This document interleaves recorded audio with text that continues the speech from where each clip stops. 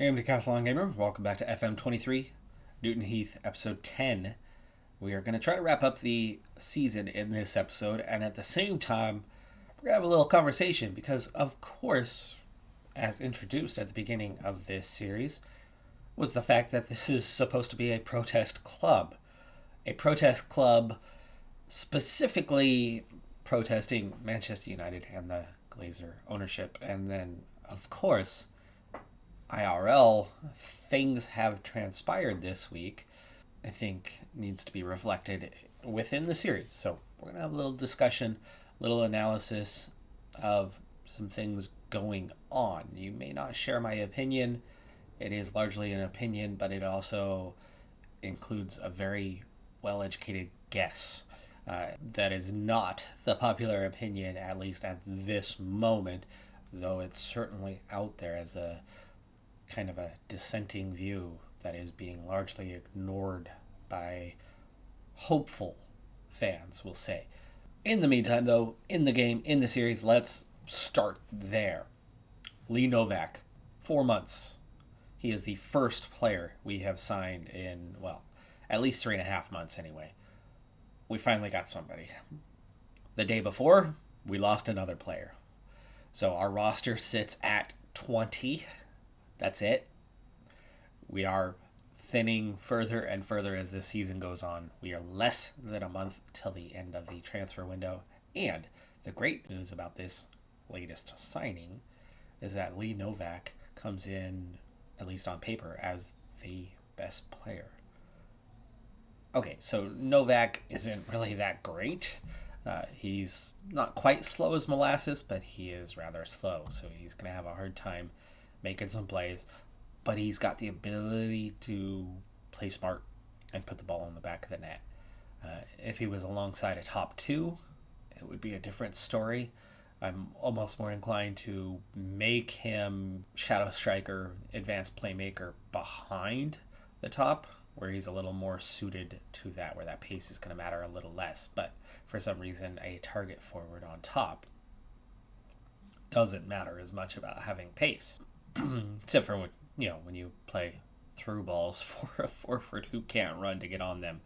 But anyway, this guy's got a history that pretty much started at this level, like Gateshead, but then moved his way on up as a young player to Huddersfield, Birmingham, Charlton Athletic, Scunthorpe, which of course Scunthorpe has dropped down the pyramid here recently, but 17-20 would have still been a little higher up that pyramid, though he probably would have experienced at least one relegation during that time. So he's been there, done that, and most recently was with Bradford City, not getting the appearances over a 3-year stretch that you would hope, or 2-year stretch you would hope, but still managing 8 goals in those 23 appearances. So I mean, it's not nothing for the now 34-year-old player who just came out of League Two. You would think he's going to be at least capable of bagging some goals for us here down the stretch, and at the very least, raise that profile, that snowball up that just halted big time on the crest. Imagine for me the Grinch that stole Christmas, and they have all the presents from the town in the sleigh, and the dog is pulling the Grinch's sleigh up the hill, and they're just cresting, and as they crest, right, it's work. It is hard work. It's really hard work, and it goes so slow, and then lightning quick down the other side. Is this going to be where we go lightning quick down the other side and lose all the players and have not enough players to finish the season and then find ourselves back in trouble? Or can this get that snowball rolling again, so where we can hopefully see another tier of player that are like, oh yeah, Lee Novak's playing for you? Sure, I'll come join you. That's a talented player with a regional reputation, right? We'll see how that one goes. But in the meantime, let's start the other discussion with Cristiano Ronaldo as we push forward a couple weeks at least. We've only gone forward not even a week 2 matches, and we come away with 4 points on the road. I mean, the team continues to impress under the assistant manager. This one, though, an 85th minute penalty by Adam Bale for the winner. Novak does get the start in his first game, and he, alongside Brown Sterling, both managed to get on the scoreboard. So that was huge. And this is a come from behind game initially, and then we take the lead. They equalize, and then we put it away late. And then a goalless draw at AFC Telford. But that's 2 big results for us, and those 4 points will absolutely help us down the stretch here, because I didn't think we needed a whole lot more in terms of points. I was thinking maybe 10 was all we were going to need the rest of the way to keep in the safe zone. For now, we hold 15th place, 48 points from 37. It's still only 6 points clear of the drop, though. I mean, there's still a lot to do as this thing remains tight. Those bottom 2 teams, Southport and Farsley, are really falling off the back and are in pretty big trouble with now just 9 matches to play. Ronaldo. Let's begin the discussion with his first stint at Manchester United. Now, of course, as a Portuguese who was already coming up through the ranks as a teenager and a starter in a league that just didn't garner visibility around the world, he gets picked up by Manchester United and Sir Alex Ferguson, and Ferguson molds him into a world-class player over the coming seasons. Now, for me, it was that. It was the Ronaldos, it was the Rooneys that put, soccer on the map for me, football on the map for me. Let's go back for a very brief story. I grew up playing, was very, very good. We had zero coverage of anything regarding the sport in the United States. I mean, there was just nothing to do, nothing to watch. The MLS the MLS hadn't even existed. The previous league had collapsed, and there was a period where the USL was all there was. I was good enough as a player that I was invited to and attended, at the time, at least in the US, which would have been considered a world-class clinic, camp. U.S. men's national team players, 5 or 6 of them were at this clinic. I didn't know a single one of them. I don't remember a single one of them because I didn't know any of them. That's what I grew up with. And so when I, as a 14-year-old, was playing in a U17 league and one of the best players in the league, when my friends decided they wanted to play football instead, American football instead, I was faced with the difficult choice of doing what my friends were doing or continuing on with what I was really good at and loved and enjoyed, but had no grip on the sport because there was nothing anchoring me down to it. So naturally, I did what any kid would do, and I jumped on the bandwagon and I played American football for 1 year. I was really good at that too. I led the team in tackles and interceptions that season as a cornerback and never played again. Also stepped away from the sport that I loved and didn't get back into it until college and the 2006 World Cup. But it was in that time frame that I got back into the sport, and there was still virtually no coverage in the U.S. And then there was this world-famous team with this world-famous manager and a couple world-famous players. And so, yeah, I adore Ronaldo and the player that he was at that time. And that was my team. I mean, there's a reason. There's a connection. Yes, I came into the sport at just the right time, the right place, that I was a Manchester United fan. I'll admit that, okay? It was because it was the only club that really was renowned around the world. David Beckham was just coming over to the U.S. to play, and It was one connection after another that pointed to that club being the club to support. As time went on, I grow to love other teams because I'm an underdog supporter and have always been an underdog supporter. And actually, in 2022, supporting Manchester United is supporting an underdog these days. But anyway, Ronaldo leaving the club, burning the club the way he did that first time around was pretty damn appalling, the way he handled that exit. Now, United might have gotten what was a world record fee that was broken something like 3 times in the next 6 months. So you looked at that and went, okay, well, they could have gotten more. They could have gotten a lot more because the other players that broke that record were nowhere near the same caliber. But at the same time, that United didn't have a lot of leverage because he made it public. He made it known that he wanted out. And so it put them in a tough spot. So he got the destination he wanted at a reasonable fee that was definitely less than what it could have or should have been, and it hurt United. Not a great exit. Definitely hurt his legacy.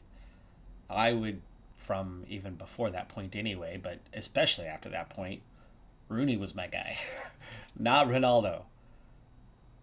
There was a clear dividing line on the loyalty piece being a big part of that. Let's go ahead and continue forward with the game a little bit, and we'll continue on when he returns to United and what happens then. 2 matches, 1 home, 1 away, and 4 points yet again. The home one, the one where we only managed the draw, and again, in the comeback nature, we were actually down 2-0 in this one before bagging 2, both from Elliot Andrew, to get back in that one and score a point. Boston United with Novak scoring on the 48th minute to get the only goal in that one and the winner. And we've had a good month without any losses here, and without any big losses on the roster either, as we are holding out late into the month now. Just a week and a half to go till the transfer deadline, and that opportunity for other teams to kind of sweep in and steal guys away off of our roster. So in the league, still 15th. I'm totally fine with that position being a thing, but it is 52 points with actually a little bit of an edge behind us. Buxton 3 down, and then Banbury is 6 behind. It's only 8 to the drop, but it's better than it was. We are improving the stability position there. Farsley and Southport are inching their way up, but not enough so. They are too far back. I mean, it's a 17-point gap there with 7 to play. I'm not worried about those two catching us anymore, but it's still those last 2 spots with it all to play for, and we're only 8 points away from the promotion playoff spots. The league is tight, but we find ourselves very much in the middle. And again, as long as the next 2 weeks go well and we don't lose more than maybe 1 more player, I think we're going to be just fine on survival for the season. Ronaldo's second spell came about in an odd way. Player very much nearing the end of his career. And yes, the man has won a ton of awards and is arguably one of the best players to ever play the game. Many would say is the GOAT. Let's not go into that. He's absolutely one of the best. Let's just make that matter of fact. Comes back in a good way in terms of the cost and everything, but contract, oh my goodness, being paid way too much for what it was he was going to provide. But here's what I notice about it. First off, Ole Gunnar Solskjaer just not that great of a manager. Very much lacked tactical know-how to really set a side up. There's a reason why he was not managing at a high level. There's also a reason why he was the right man at the right time to fix the morale problems that existed at United when he came in on an interim basis. But the permanent left something to be desired. Also, he didn't necessarily want Ronaldo back. But when Ronaldo came back, here's what happened from my viewpoint. The system changed. There wasn't much identity in the system.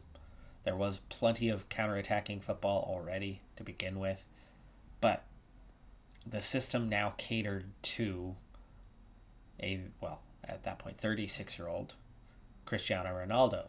Now, Ronaldo scored goals. Scored goals for fun. He was the leading scorer on Manchester United. He was one of the leading scorers in the league.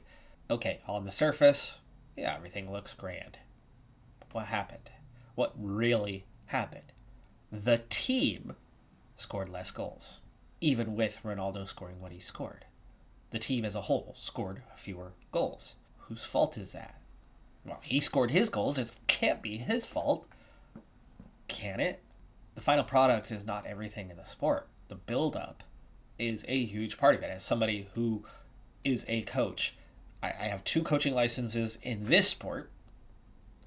One from Japan, one from the US. Coach basketball, I coach volleyball, I coach track, still actively now. I've been coaching sports for 15 years. I just had basketball practice last night.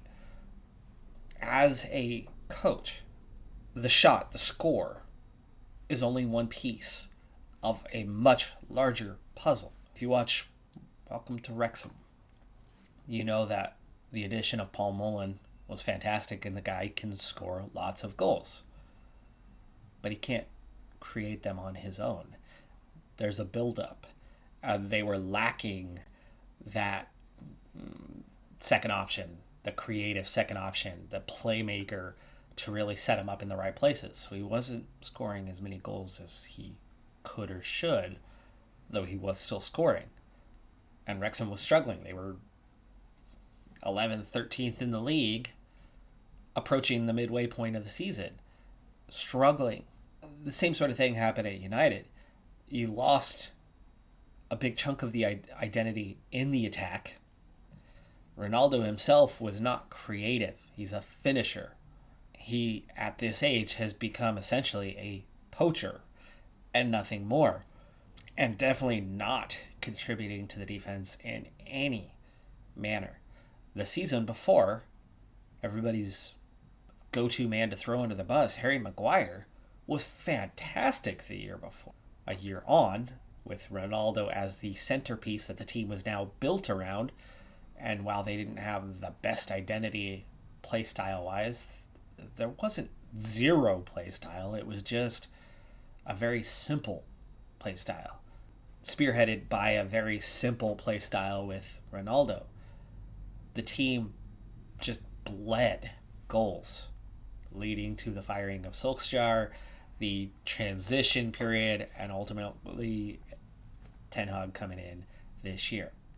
Fast forward to this year, Ten Hag did not build the system around Ronaldo.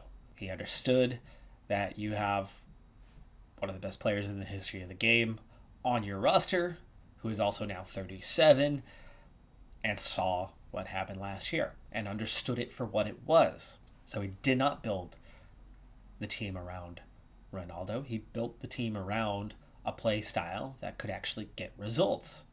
And being on the outside of the system, having to fit the system, Ronaldo showed the inability to do such a thing.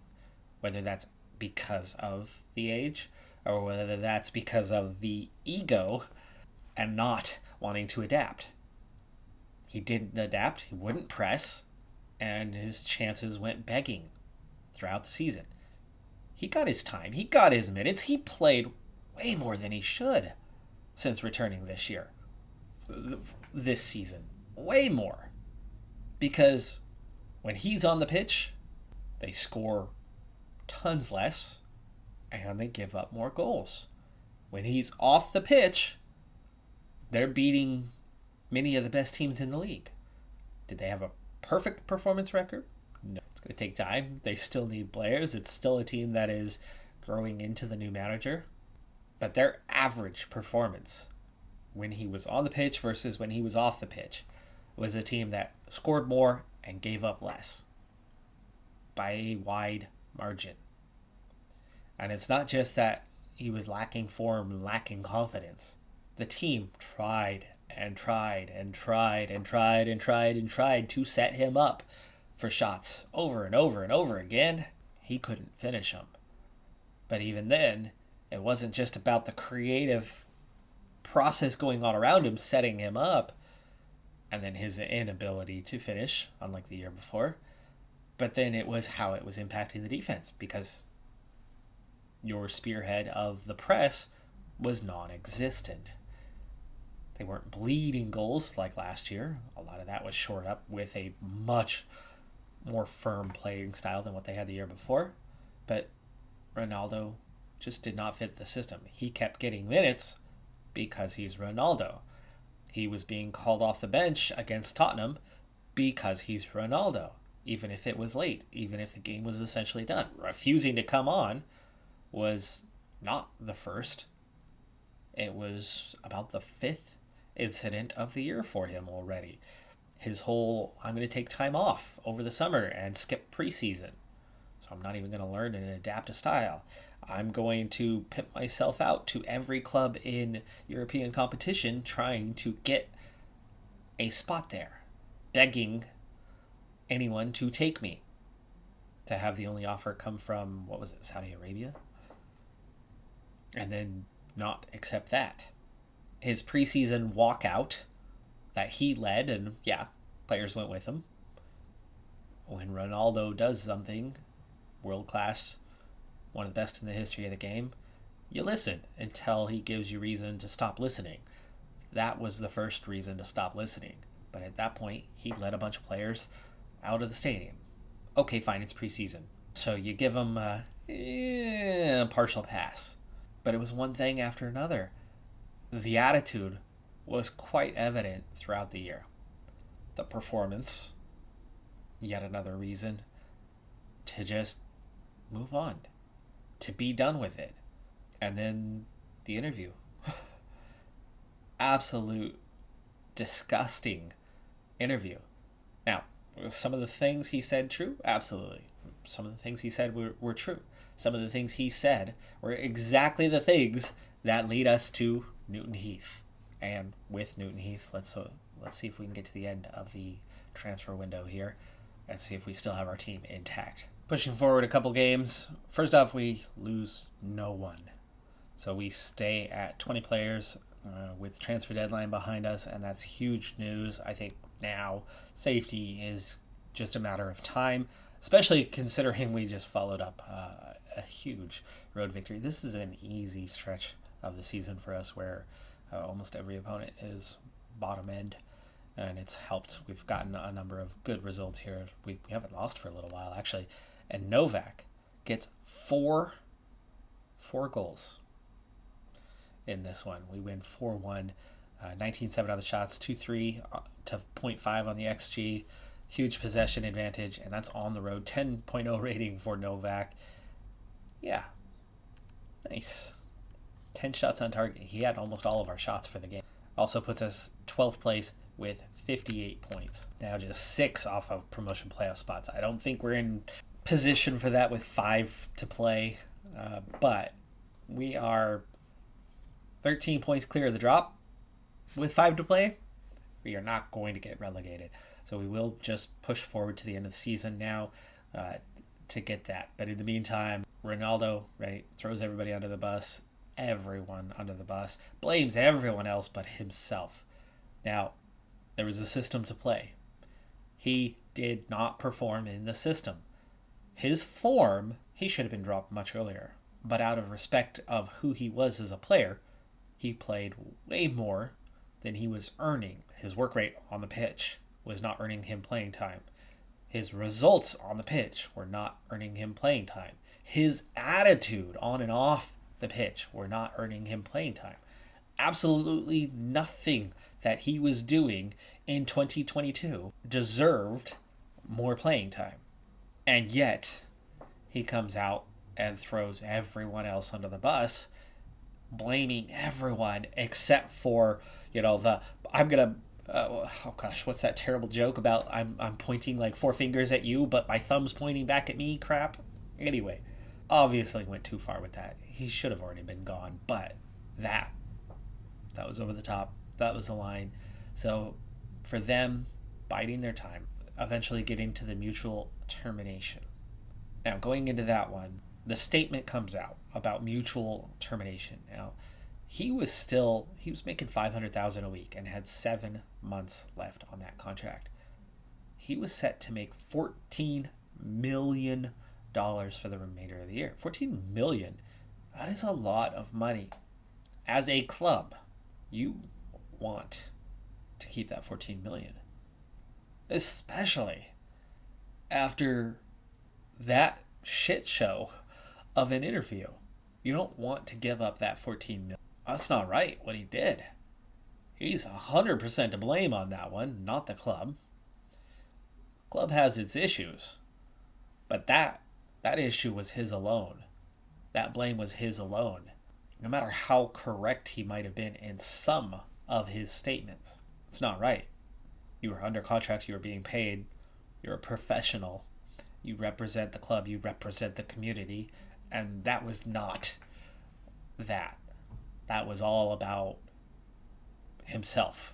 So to mutually terminate was a good outcome for them. 4 hours later, and this is the more controversial bit at this point, though Ronaldo fanboys, oh my goodness, they are so toxic and blind to reality. This is not Ronaldo of 3 years ago. This is not Ronaldo of 10 years ago. This is 2022, and at 37, he is not the same player he was. Can he still score a goal? Sure. But he had a lot of chances this year, and other than the penalty spot, he had one from open play, if I'm not mistaken. That's it. In a whole lot of minutes this year. 1 goal.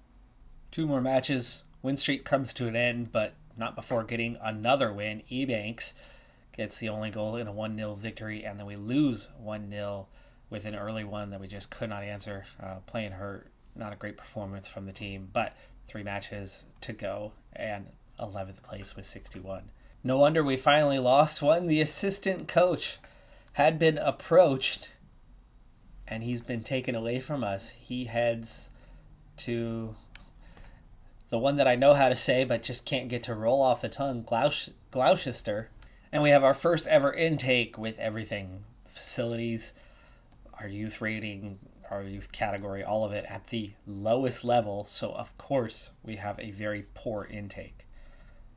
A lot of players coming in with 0, having actual quality, and therefore probably won't actually retain any of them. I mean, even though we want to get some players, we end up having to pay them. We don't want to end up having to pay players that are never going to be good enough. We need to build our youth program up a little bit. We need to invest in it before we're actually going to have any players that might ever have a future in the club, or even be at least something you can sell off. None of these guys are going to be worth any money, and therefore first youth intake in the bin. Ronaldo now in the bin. Mutual termination 4 hours after, exactly 4 hours after mutual termination, United release a statement that includes conversation about a potential sale of the club and other marketing ventures that are being looked at. For those who don't know my background, I've already mentioned that I'm a coach. Well, that coaching came about because I was a teacher.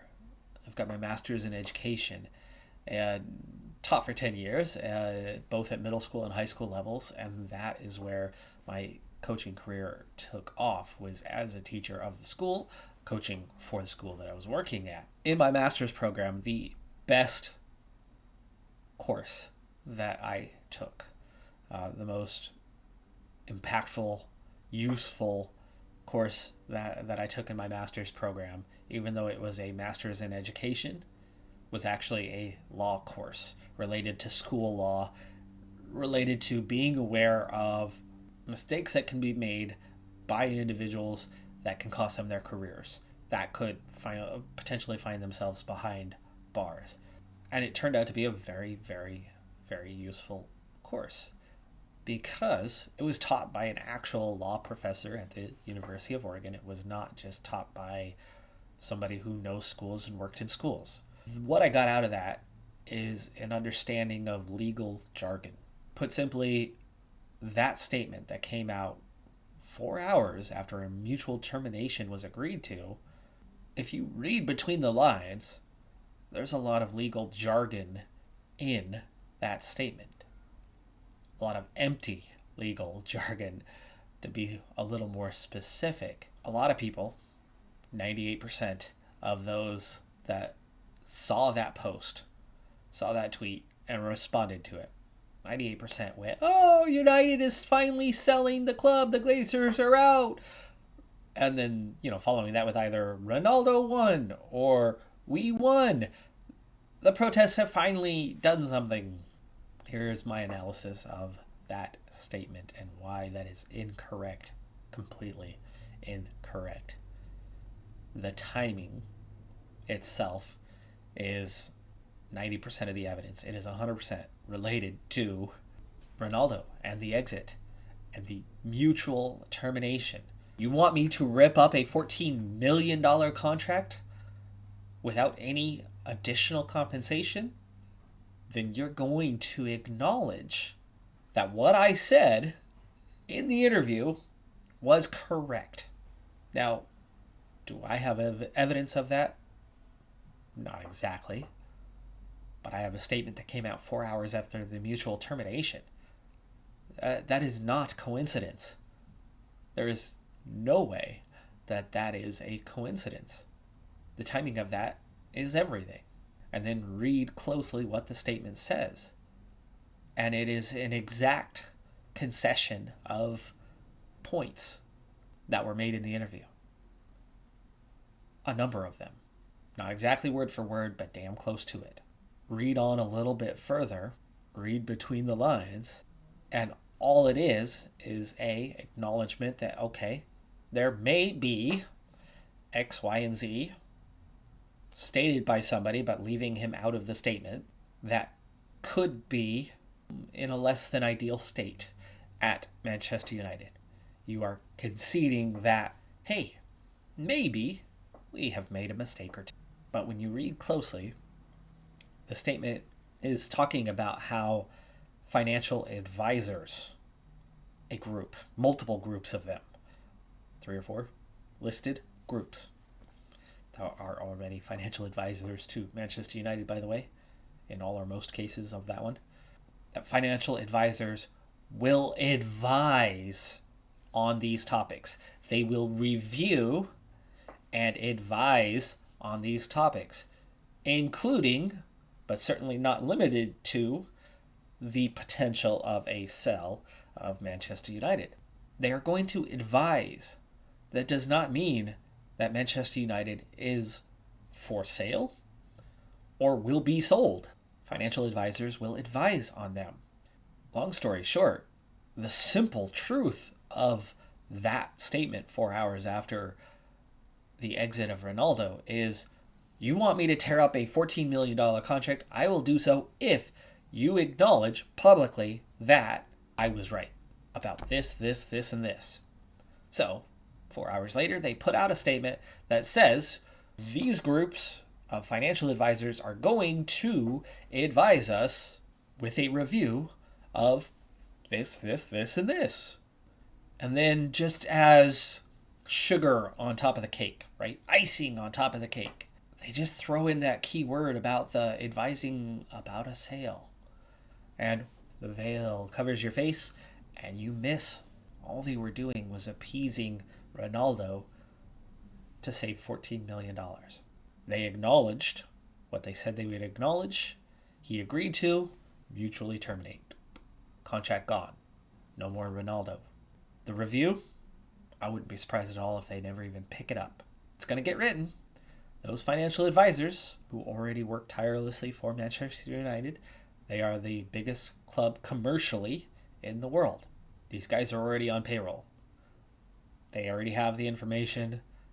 They will probably follow through and submit some sort of report that the Glazers will never look at, that the higher-ups of Manchester United may never look at. They might have some underling, some secretary read through it and say, let me know if there's anything good. But from my perspective, that's going to be it. That's the last you're going to hear of it. Nothing's going to come of it. Manchester United is not for sale, and Newton Heath still exists as a protest club for good reason. Without the assistant manager who did so much for this club, he absolutely will be missed. We only scored 2 points in the final 4 matches, both at home, with draws. Ebanks scoring within stoppage time +5, equalizer, and then a penalty in the 90th to actually from down 2-0 to get back in that one, and that was after the red card. Clearly that one happened in the box, considering Mitchell George equalizes, and Novak was the one who got the goal there as well. Sonny Graham scoring. Sonny's one of the weakest of our 20 players, but when you only have 20, it's not all too surprising.